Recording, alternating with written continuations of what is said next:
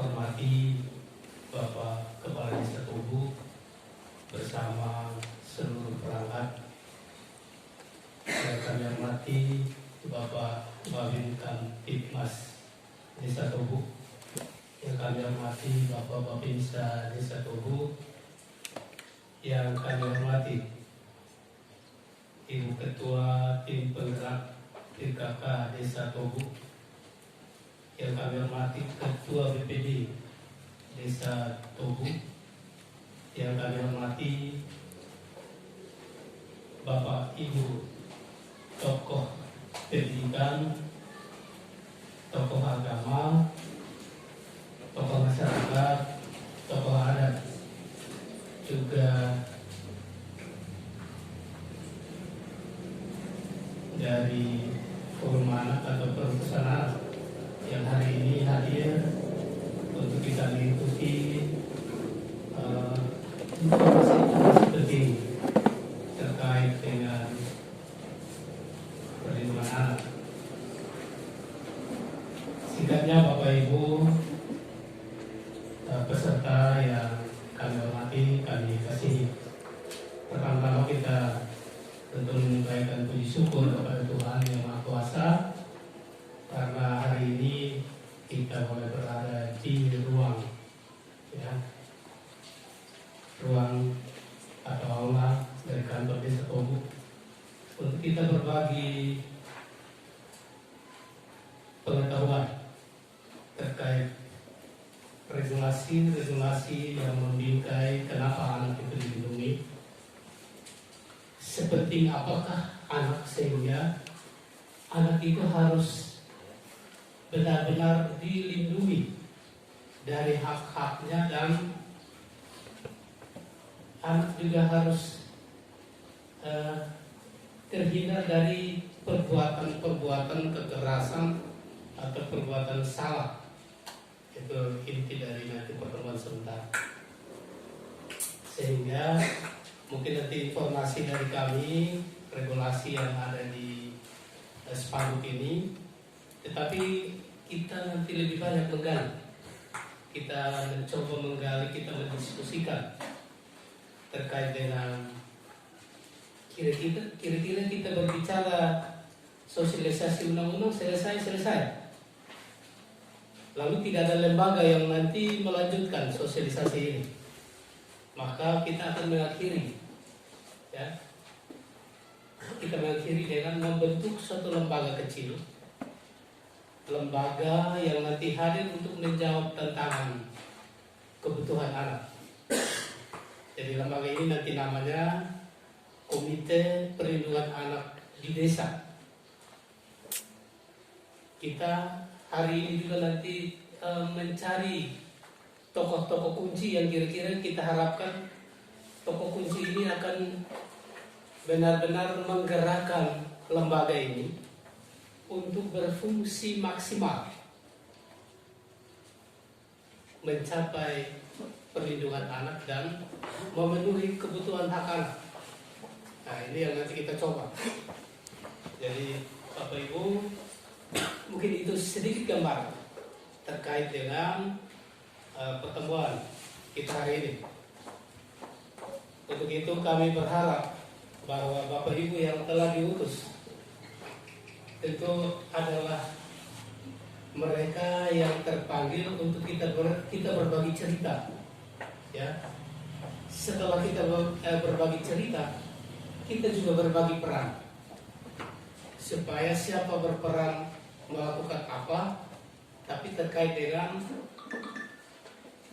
pemenuhan hak anak, perlindungan anak, kemudian tentu tidak sampai di situ.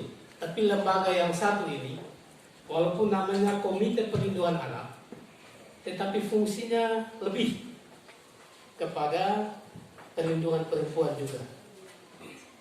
Yaitu kita akan mencoba melihat kedua regulasi yang ada di depan, tetapi ada mengait dengan Undang-Undang 21 2007, itu tentang perdagangan orang. Kemudian ada lagi Undang-Undang 23 2004 terkait dengan kekerasan dalam rumah tangga. Nah, lembaga ini akan mencari dan menetapkan tokoh-tokoh kunci yang nanti bisa mampu membantu kepala desa di dalam pelayanan-pelayanan kemanusiaan untuk pemenuhan hak anak dan perlindungan terhadap perempuan. Jadi itu sedikit gambaran dari kami kaitan dengan pertemuan kita hari ini. Kemudian perlu kami informasikan bahwa di Kabupaten Timur Tengah Selatan, ya, waktu lalu kita kenal Yayasan Sanggap Suara Perempuan. Itu adalah bagian dari pengada layanan, bermitra dengan pemerintah. Tetapi sejak 2017, ya, pemerintah Kabupaten Timur Tengah Selatan melalui keputusan, ya, bersama Peraturan Bupati nomor 71 tahun 2016 itu telah membentuk satu kantor pemerintah, ya, namanya Dinas Pemberdayaan Perempuan dan Perlindungan Anak. Salah satu fungsinya adalah hari ini kita bertemu untuk kita berbagi cerita tadi. Jadi mungkin itu sedikit gambaran untuk kita ketahui. Nanti kita akan mendalami dan tentu kita akan berdiskusi ketika ada kasus kita mau kemana dan bagaimana. Nah, itu nanti kita dalami di sana. Baik, saya kira itu saja pengantar dari kami, dan kami tetap berharap Bapak Ibu yang terutus sampai selesai baru kita boleh bubar bersama. Demikian yang bisa kami sampaikan. Terima kasih waktu kami berikan. Terima kasih Bapak Sekretaris. Selanjutnya sambutan Bapak Kepala Desa sekaligus membuka dengan resmi kegiatan ini. Kepada Bapak kami silakan.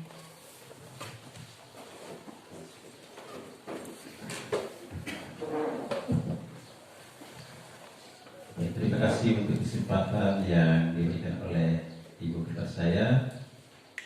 Selamat siang untuk kita semua. Selamat siang untuk kita semua. Nah, ini yang saya minta. Dan ini kita sudah mulai terlambat. Sudah hampir setengah satu.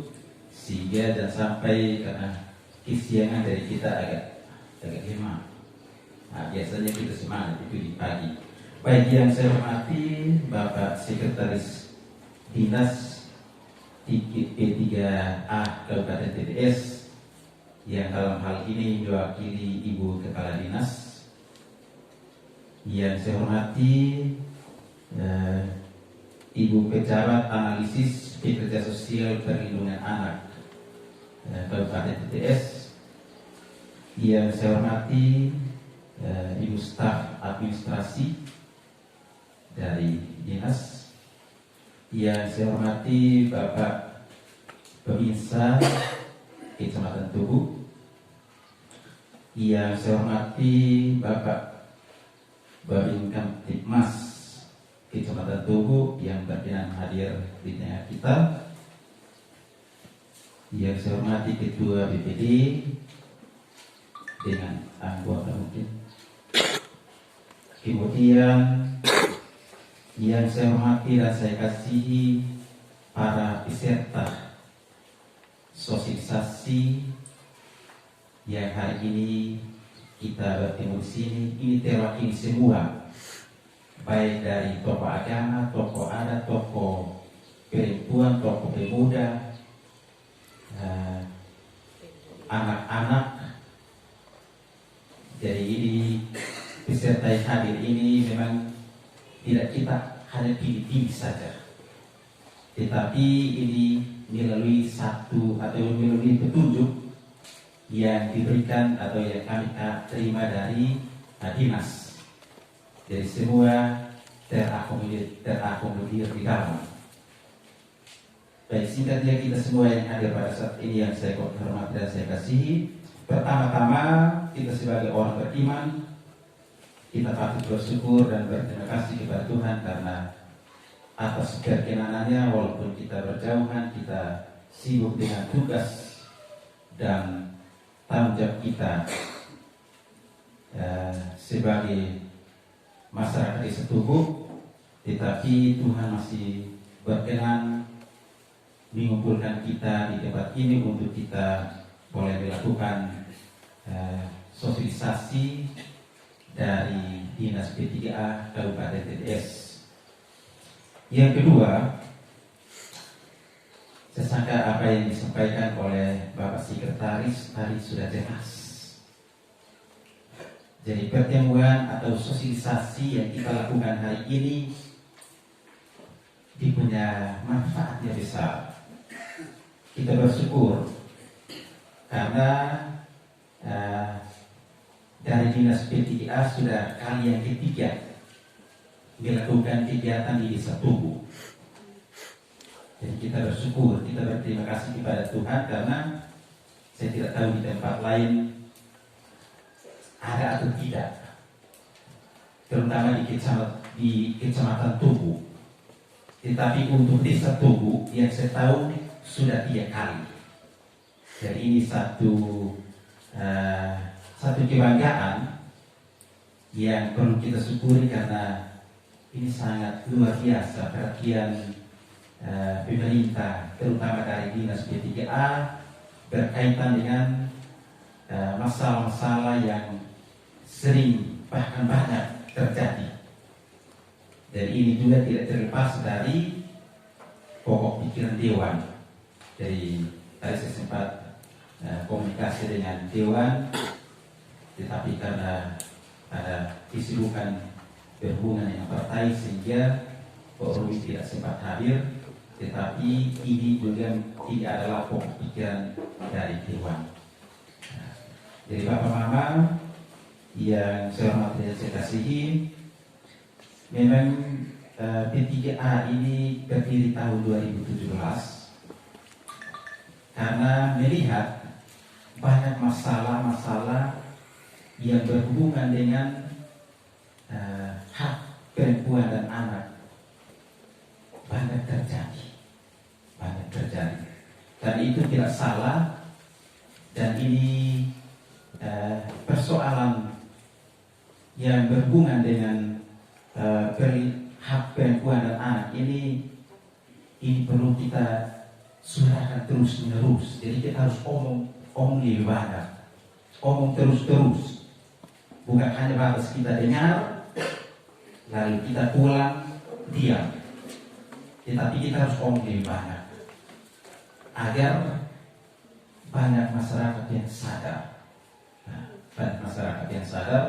Karena pemahaman atau pengertian dari masyarakat, khususnya yang kita pilih sini, masih sangat minim. Apalagi orang tua mereka pendidikan terbatas. Kalau misalnya yang sudah mengerti, sudah berpendidikan, ya kita omong 1-2 kali sudah paham. Bahkan dia lakukan sendiri, tidak dia sendiri melakukan karena paham. Tetapi kita di Desa Tugu ini, kenapa saya bilang pemahaman atau pengertian masih sangat minim, karena banyak saya bilang dulu orang tua orang hanya pendidikan mungkin hanya batas SD, bahkan ada yang tidak sekolah memang. Jadi ini memang kita harus terus omong dan terus.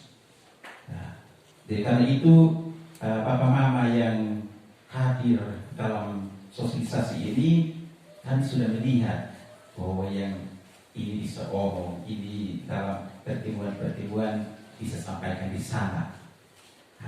Jadi itu. Jadi karena itu kesadaran tentang hak perempuan dan anak ini harus kita kuat piu. Jadi kalau kita kuat, terakhir nanti apa yang diharapkan oleh pemerintah Kabupaten TTS ini tidak akan tercapai. Sementara dari dinas itu hari kita sudah bentuk gugus untuk desa layak anak, bahkan nanti terbawa sampai kabupaten layak anak. Nah, kalau misalnya kita sudah bentuk gugus ini, kita sudah buat satu badan, lalu sebentar dia tidak jalan atau dia tidak berfungsi, ya sesaka percuma kita pemerintah alokasikan dana, kemudian tidak ada dampaknya, Nah, jadi sesaka ini yang perlu kita harus paham. Jadi ini sangat bermanfaat untuk kebaikan dan kesejahteraan kita semua. Nah, jadi karena itu masalah-masalah yang sering timbul ini yang perlu kita perlahan-lahan harus kurangi. Kita kurangi perlahan-lahan agar suatu saat nanti apa yang diharapkan oleh pemerintah ini bisa berkurang. Kesangka tujuannya itu. Jadi sehingga kita paham betul apa yang diharapkan oleh pemerintah Kabupaten TTS untuk ke depan masyarakatnya berubah dalam berpikir maupun dalam berperilaku. Nah, sampai itu yang diharapkan oleh pemerintah, sehingga perlu kita ada di sini, dan tugas kita memang berat, kita harus omong. Jadi tidak perlu kita jangan sampai kita berpikir ya saya omong jangan ekonomi, jadi saya omong harus ada uang. Nah, kita omong untuk kebaikan orang ini, kita jangan pikir untuk dapat apa. Nah, kita jangan berpikir untuk dapat sesuatu, tetapi yang kita berharap itu kita omong untuk kita semua berubah dan semua baik. Baik, mungkin ini beberapa catatan penting yang perlu saya sampaikan kepada kita semua, dan atas izin Tuhan Yang Maha Kuasa dan atas izin Bapak Mama semua beserta yang hadir pada saat ini, maka saya membuka kegiatan sosialisasi dari Dinas P3A Kabupaten TTS pada hari ini dengan resmi. Terima kasih, salam, dan saya berikan kepada Ibu Densi. Terima kasih. Terima kasih Bapak Kepala Desa. Dan kita akan masuk dalam acara selanjutnya, yaitu materi sosialisasi yang akan dipandu langsung oleh moderator. Kepada Ibu Moderator kami silakan.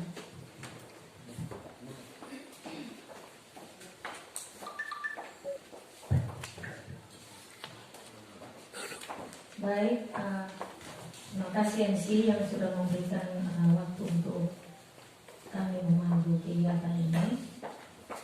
Sebelum kita mulai kegiatan ini, kata orang tidak kenal maka tidak sayang. Karena itu kami akan mulai kegiatan ini dengan perkenalan, biar di dalam kita mendengar materi ini bisa akan.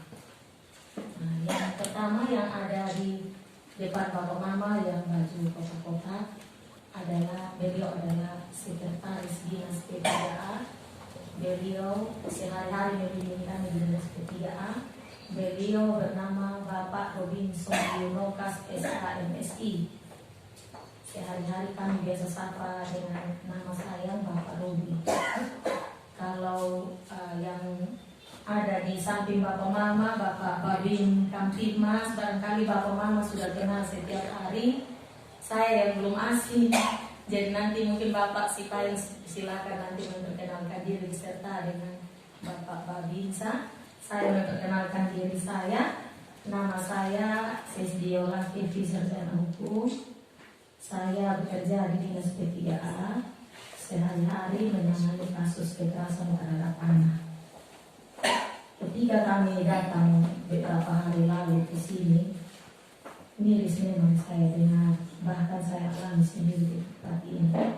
Kita di sini banyak sekali perkawinan anak yang tanpa disadari oleh masyarakat sekitar bahwa itu bahaya bagi anak-anak kita. Tapi saya jangan ngomong itu, nanti sebentar di materi baru kita kupas tentang itu. Jadi saya sekaligus adalah mediator pengadilan negeri Soe. Saya mediator dari Kemenkumham. Saya sehari-hari mendampingi kasus persidangan di pengadilan. Banyak pejabat yang masuk ke rutan, kami jebloskan ke rutan. Yang dari Bapak Mama dengan pejabat tinggi, ketua DPR dan lain-lain itu kami yang jebloskan ke rutan. Hanya karena masalah itu tugas kami sehari-hari. Saya di sini bukan untuk menyombongkan diri, tapi saya mengatakan bahwa Bapak Mama yang membuat untuk ada perkawinan anak, silahkan jalan. Nanti polisi yang turun untuk Bapak Mama. Silahkan jalan dimanapun, karena sudah ada undang-undang nomor 35 yang hari ini kita akan bicarakan bersama-sama. Jadi saya tidak usah berpanjang kata lagi. Teman saya yang ada di samping ini itu adalah Ibu Imelda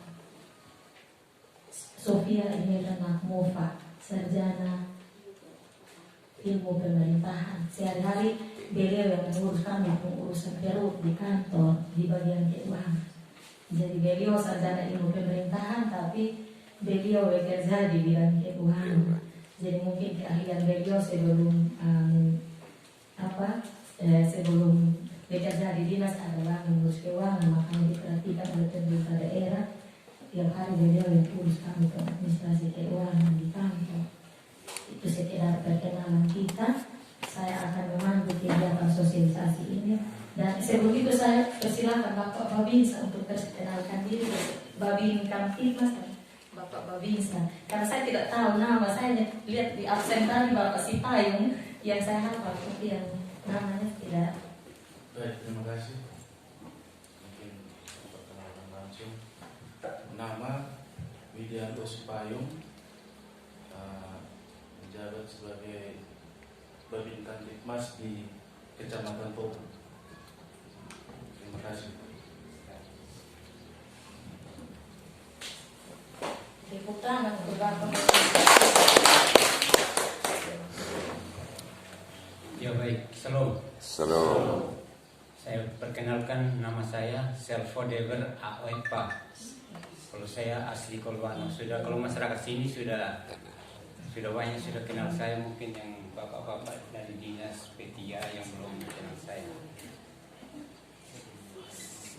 Kalau saya, jabatan saya di sini sebagai Babinsa Kecamatan Tobu. Kita ada 3 orang, tapi hari ini saya diutus oleh Danpos yang untuk hadir ke sini karena Danpos dengan Babinsa 1 masih ada kegiatan. Yang satu ada kedukaan keluarganya di Kupang, yang satu ada kegiatan di Kodim. Itu saya. Terima kasih. Ya, terima kasih untuk aplaus atau tepuk tangan. Kata ahli, kalau kita banyak tepuk tangan itu awet muda. Karena apa? Saraf-saraf di tangan ini ketika ditepuk itu berfungsi secara normal. Jadi kita bisa awet muda, tapi jangan tepuk tangan sembarang. Karena nanti dikatakan orang gila. Ya, kita akan masuk pada kegiatan inti kita. Yang pertama, yang kami hormati Bapak Sekretaris Dinas P3 Bapak Timur Tengah Selatan, Bapak Robinson Denokas, Bapak Babin Kamtipmas Desa Tobu, Bapak Widi yang sama kami hormati, Bapak Deber, Bapak Robinsa Desa Tobu yang sama kami hormati, Bapak Kepala Desa Tobu beserta perangkat Desa Tobu yang sama kami hormati, Bapak Ketua BPD dan anggota yang hadir yang sama kami hormati, Bapak Ibu tokoh agama, tokoh masyarakat, tokoh pendidikan, tokoh perempuan, tokoh pemuda, perutusan anak-anakku yang hadir pada hari ini yang sama kami hormati dan kami muliakan. Salam. Selamat siang. Selamat siang. Apa kabar semua? Baik. Baik kok. Ini jam-jam 8. Masih semangat kok? Ada semangat kok? Ada. Betul kok? Betul. Kalau saya bilang ada semangat, bilang amin. Ada semangat kok? Amin. Puji Tuhan. Pada saat ini kita akan membawa, saya akan dibawakan oleh sebenarnya hari ini Bapak anggota Dewan yang terhormat yang hadir untuk membawakan dua materi, tapi karena beliau berhalangan nanti mubasir, jadi dilimpahkan kepada saya untuk membawakan dua materi, yaitu materi Undang-Undang 35 dan Undang Perda nomor 6 tahun 2015, Undang-Undang nomor 35 tahun 2014 tentang perlindungan anak, dan Perda nomor 6 tahun 2015 tentang penyelenggaraan perlindungan anak. Materi yang pertama mungkin Bapak Ibu lihat di slide sudah ada di depan Bapak Ibu. Saya mau ikut berdiri. Saya belum biasa ikat sarung, jadi karena terpas tapi di dalam ada celana jeans. Jalan jauh jadi ada pakai celana jeans dari dalam, takutnya jatuh-jatuh. Jadi mohon maaf. Mendidik anak itu, orang sekarang kita Kabupaten Timur Tengah Selatan ini menuju Kabupaten Kota layak anak. Itu sudah ada perda juga, perda nomor 4 tahun 2020 atau 2019 saya lupa ya, tentang itu. Begitu sudah menuju Kabupaten Kota layak anak. Di Kabupaten Timur Tengah Selatan kita lagi gencar-gencar untuk memberantas perkawinan anak. Anak itu masih harus ikut pendidikan, anak itu harus masih dia punya hak untuk dapat pendidikan, bersekolah, bukan suruh dia kawin karena dia sudah jalan salah. Banyak anak yang jalan salah dan sampai hamil, tetap kami arahkan sekolah untuk terima dia sekolah sampai selesaikan dia punya pendidikan. Sekolah mana yang tidak mau terima, lapor ke kami.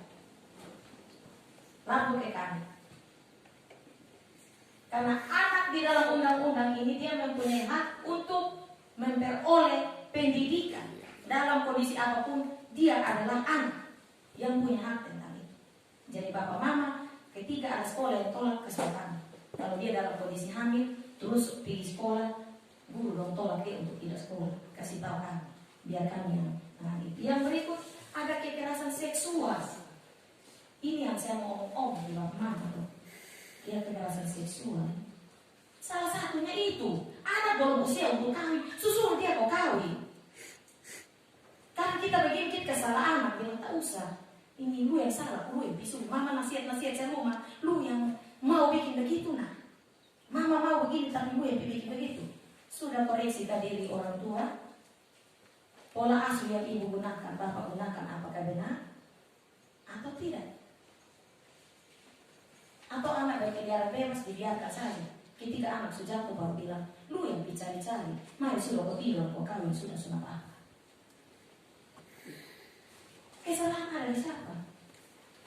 Anak itu adalah potensi tunas bangsa yang besok-besok kita harus masuk di lubang kubur. Tapi dia itu yang nanti akan jadi pengganti kita. Nah, apa jadinya kalau anak-anak kita ini sekarang seperti ini, mau dikemanakan ini desa Togo, mau dikemanakan ini kabupaten? Kalau masih sekolah-sekolah sudah hamil, masih sekolah-sekolah sudah jalan kok pikawin, masih sekolah-sekolah putus sekolah kok lari pekerja dan lain-lain. Karena apa orang tua sanggup? Coba bilang sanggup, tidak di kampung belakang rumah ada ikan sapi, ada babi, ada piara ayam, ada kebun, tapi tidak mau usaha untuk anak sekolah. Karena apa? Malas. Yang ada dalam pikiran tuh mau terima enak karena pemerintah suka kasih enak dengan bantuan-bantuan. Akhirnya untuk mau berusaha sedikit di lahan sekitar sini molo ini rata-rata tanah subur. Siapa bilang tidak? Ada orang molo yang ditinggalin orang. Saya orang molo. Saya ini orang molo. Orang molo tuh gengsi karena apa? Dari alam telah memanjakan dia. Gali ambil tanah sepotong situ tanam kentang sudah bisa hidup. Gali ambil sepotong situ tanam di bawah sudah bisa hidup. Jadi dia lebih berpikir pada beti ini sekolah yang sudah luar ini, dia pada toko kebun sepotong situ dari tanah bawah lebih berjuang. Dia sendiri untuk sekolah. Dia tidak pikir untuk sekolah. Dia lebih berpikir untuk bagaimana dia dapat uang, tapi dia tidak berpikir untuk kalau seandainya ke depan ini beta begini ini sekolah ini kira-kira kemana. Jadi mau susah karena saya buka bapak mama ke otak dong, kasih sekolah anak. kasih sekolah. Di sini ada sarjana berapa orang? Di toko sini sarjana ada berapa orang? Banyak. Tepuk tangan untuk desa Togo. Kemarin di desa yang saya sebut hanya 3 orang. Satu desa sarjana hanya 3 orang. Desa di bagian Moro sini. Satu desa di sarjana. Miris memang. Kebanyakan dari anak-anak itu di jual bawang, kentang, dan lain-lain. Keluar kerja di warung, di toko, dan lain-lain. Padahal belum saatnya untuk bekerja di luar. Anak-anak menurut undang-undang ini dilarang untuk bekerja. Kemarin kami bawa dari ini pulangkan dia ke orang tua. Dari Amarasi, kami bawa dari Togo.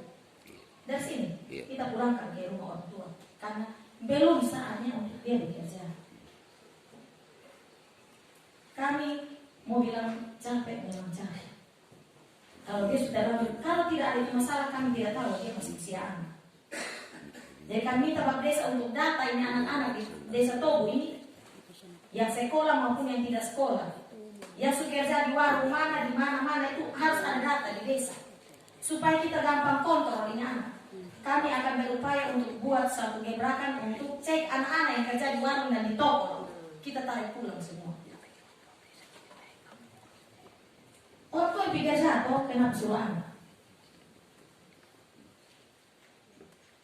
Orang tua bicara kerja, itu kewajiban orang tua untuk membiayai menafkahi anak. Kenapa suruh anak pikir jatuh belum saatnya untuk bekerja?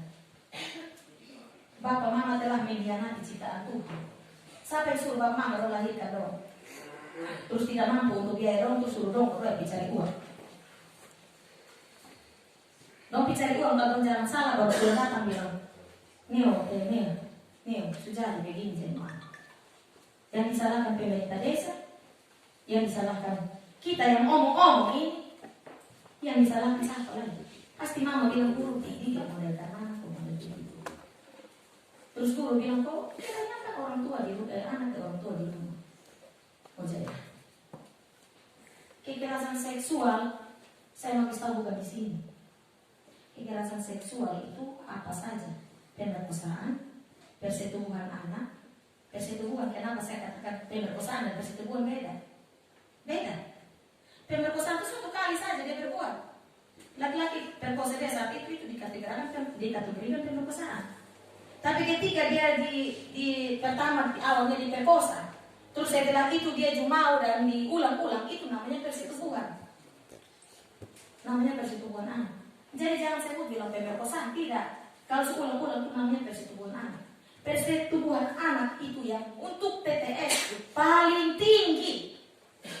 Dari saya masuk dari 2017 sampai dengan saat ini, persetubuhan anak itu yang paling atas. Untuk tahun 2022 ini saja ini sudah 23 kasus persetubuhan anak. 23 kasus. Lebih tinggi dari yang KDRT itu, lebih tinggi dari yang lain-lain. Persetubuhan anak lebih tinggi. Kekerasan seksual ini bapak mama dilakukan oleh siapa-siapa saja. Bisa saja orang dekat, bapak kandung, om kandung, kakak kandung, bagi kandung, itu teman, pacar, bisa dilakukan oleh semua. Justru dilakukan ini kebanyakan oleh orang-orang yang kita percayai, yang kita yakini tidak mungkin dia melakukan itu. Kami di desa Nekmese, ketua komisi 4 langsung minta pulang karena ibu saya pulang, saya kok anak tiap hari ini, dia tidak mau dengan saya panggil perempuan ini dia lebih akrab dari ibu. Saya pulang, dan saya tidak kirim pulang lagi. Karena setelah saya kumpas tentang ini semua, dia minta pulang. Saya makin aku bangun cepat-cepat pulang. Ibu mau cepat kita materi kita cepat pulang. Saya tidak mau dengan saya, dia mau dengan ibu om saya. Saya kembali, tidak selamanya semua berbuat seperti itu. Tapi kejadian yang kami alami banyak sekali dilakukan oleh orang-orang yang kita anggap tidak mungkin dilakukan itu, yang kita percaya sehari-hari. Bapak kandung setubuhi dia pun anak kandung 4 orang, 5 orang satu kali. Anak yang kedua dia jadikan istri. Itu ketahuan setelah dia istri tegur dia. Tegur dia bilang apa? Bapak kok anak sudah besar, bapak tidak mau pelaksan dia. Dia bilang, kok punya anak? Dia mau bikin apa? Nah ini anak sudah anak, tapi tidak tahu laki-lakinya siapa. Bapaknya yang tidur dengan dia, hampir setiap hari. Pukul kasih badar naik tuan, topi lapor di Polres, pergi untuk KDRT. Setelah telusuri dari KDRT itu baru ketahuan dia bersetubuh dengan anak 5 orang itu, dan yang 5 itu dan yang kedua dijadikan istri. Dan anak yang kedua ini tidak tahu panggil bapak itu bayi atau bapak. Semua di Kabupaten TTS, tidak di Kabupaten lain TTS ini, tapi di daerah Ambon Barat. Itu setelah, tapi memang karena mungkin ekonomi, tekan ekonomi juga. Setelah proses dan dia suami masuk 15 tahun karena dilakukan oleh orang terdekat di dalam rumah, dia pembawa kandung sendiri. Kalian pak sudah kali 5 dari anak yang setubuh itu, dia putusan dia masuk dia umur berapa 50 tahun toh. Tambah sepertiga lah dari masing-masing anak ini. Mati di penjara. Jadi kalau dilakukan oleh orang dekat, pacar, dilakukan oleh orang dekat, bapak, om, bayi, kakak, adik, atau yang dekat dengan anak, itu hukumannya ditambah sepertiga. Untuk Kabupaten Timur Tengah Selatan, dia punya kategori putusan untuk putusan inkra 15 tahun kalau kekerasan seksual. Putusan inkra 15 tahun. Kalau tambah sepertiga berarti tambah lagi 5 tahun. Nah, jadi kalau putusan 5 tahun tambah sepertiga berarti 20 tahun penjara. Kemarin saya suruh yang kasus di sini ini buat pernyataan dan pulang umur 19 tahun baru nikah. Kalau bapak mama mau menikahkan, jangan dengan di TTS ini. Silakan bapak mama keluar di mana supaya kami tahu. Kami tahu bapak mama langsung polsek. Info yang ketip mas dan sebentar saya dengan nomor jemput dan bawa ke Polres sudah. Masuk penjara bapak mama. Persetubuhan anak. Masuk penjara, tidak ada urusan-urusan. Tidak ada kategori dan kalau suka kok kita ada sudah kok. Anggap dong sudah, tidak ada. Penjara, pacarnya yang masuk penjara duluan, terus mama kandungnya masuk penjara, dan semua yang berperan serta dalam perkawinan anak itu masuk penjara. Lakukan saja. Nanti saya ambil babin kamtipmas dan babin satu nomor, kita saling kontak. Kalau terjadi silakan pilih dari luar. Silakan nikah di Kabupaten Kupang kok diamanasi karena aturan belum ada di sana mungkin. Tapi khusus di TTS ini, sekarang jangan main-main dengan aturan ini. Jangan main-main dengan ini aturan. Saya mau tegaskan, hati-hati. Saya waktu masuk pertama di sini saya kaget, terselubung betul-betul di sini. Selama ini bapak mama diam-diam dan urus kawin anak-anak di usia umur masih usia anak. Itu tidak ketahuan. Kalau sudah ketahuan dan ada pernyataan ada di saya ada pegangan di pernyataan. Melangkah silakan melangkah. Tapi ini pernyataan ada di sini. Pernyataan berefek hukum. Tinggal angkut saja kosong yang menjadi saksi perkawinan itu untuk masuk di penjara. Tahu kalau masuk di penjara berapa tahun untuk pernikahan anak? Tahu? Tahu tidak? 11 tahun penjara.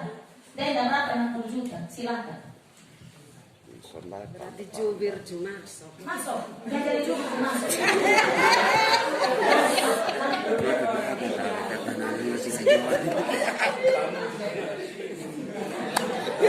Bapak letak dulu di mana? Ya. Yang berikut bapak kekerasan apa lagi? Saya tadi sudah sebut 3 toh. Penelantaran.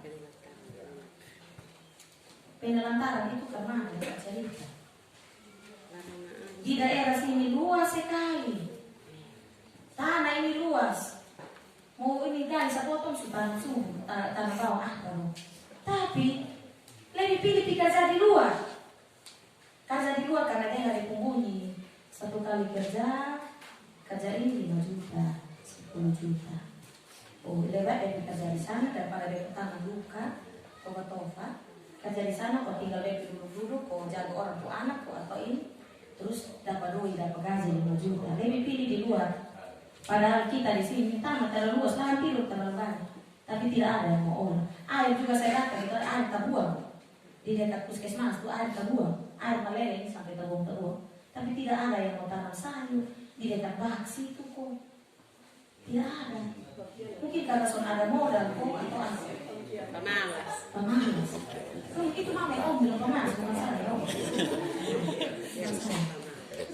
Jadi karena kita lebih pilih mendengar angkanya di luar lebih besar, kita lebih pilih di luar. Tidak tahunya kita pikir jadi itu pengampu kas bunting lesan kita. Kita pulang kita bawa anak lagi. Karena sini kan kawin, sudah ada anak. Terus bilang karena kekurangan ekonomi, pikawin lagi, pikir jadi sana. Sampai sana yang pengampu, namanya kan kerja di luar. Apalagi Malaysia, Arab pun itu. Itu dong kas hamil, karena dong anggap itu emang itu dong bisa layani apa saja. Dong kas hamil. Terus ketika su hamil, bawa pulangin anak, datang kasih desa di sini, terus kasih tinggal dan nenek baki. Habis itu pikir jalan, sudah kirim uang. Itu disebut dengan penelantaran. So tahu ini anak ini kita pikir dia barang bagus, tetapi dia otak kosong. Kenapa? Kebanyakan yang penting masak jagung taruh di situ kok. Jagung putih-putih saja. Oh, apa dia makan yang penting dia perut besar itu bila anak kenyang. Padahal ada daun bawang, ada daun sup. Orang kampung ini dia jual apa? Jual telur ayam kampung. Dia pulang beli apa? Super mie. Super mie kasih ke anak. Dia lebih pilih kasih makan anak super mie daripada kasih makan anak itu telur.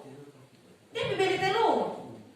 Pulang, dia jual telur, dia pulang dia bawa super mie kasih anak. Anak makan super mie dan vicin itu enak. Vicin enak. Nah sebetulnya anak ini mau otak ini mau produksi apa di dalam otak sih? Dan ada yang perut saya yang besar, dia badan yang besar, dia otak kosong. Di sekolah orang bilang, hei dulu gila main begini, terus akhirnya bilang, hei lu borok. Jadi kan, lah betul sekolah, saya pergi sekolah tiap hari dulu, bilang borok terus. Dia bilang, lah betul sekolah sana. Kan tiap hari main borok. Salah ada di siapa? Salah ada di orang tua. Anak masih kecil bukan kasih makan anak. Kita di kampung ini bapak lebih utama. Kalau potong ayam itu ayam pedagang itu bapak. Ayam pempahan itu bapak. Anak itu makan apa? Makan dia ceker, dia kaki. Saya. Ayam saya itu anak makan itu. Bapak itu yang dapat dagang. Bapak, hai bapak-bapak. Kita semua masuk dalam lorong rumah. Bapak, kita semua masuk dalam lorong rumah. Kasih dong ini yang nanti dong mau berkembang ini untuk dong bawa kita guna anak. Kalau dong besok-besok jadi baik nanti kita guna nama yang terangkat. Bukan kita deh. Kita cuma masuk dalam lorong kubur. Nanti dong jadi sampai kita di lorong kubur nanti dong bilang, hei dasar itu orang tua dia hanya tahu beranak sama dia tahu urusan kita tidak jadi begini. Pasti dia akan hujat begitu. Nah salah ada satu. Bapak sunai dari sana kau tahu apa teh? Dong di sini ada pukul rame mati dia. Bapak rampas itu rumah karena bapak sampai nerang bisa bawa harta. Dong bunuh mati karena merampas tanah dan lain-lain. Karena bapak tidak pernah memberikan pola asuh yang benar. Mama juga lebih hormati bapak. Terus mama kasih yang enak-enak untuk bapak. Tapi mama selalu ingat bahwa anak-anak ini lebih penting. Mulai saat ini bertobatlah karena kira dia sudah Betul. Simon bilang putar pinggang ke kiri. Putar pinggang ke kanan. Iya. Simon bilang apa? Simon bilang apa? Jadi tidak fokus ya. Simon bilang jongkok. Simon bilang berdiri. Simon bilang patah ke belakang, patah pinggang ke belakang. Simon bilang putar ke kanan. Kanan, iya. Putar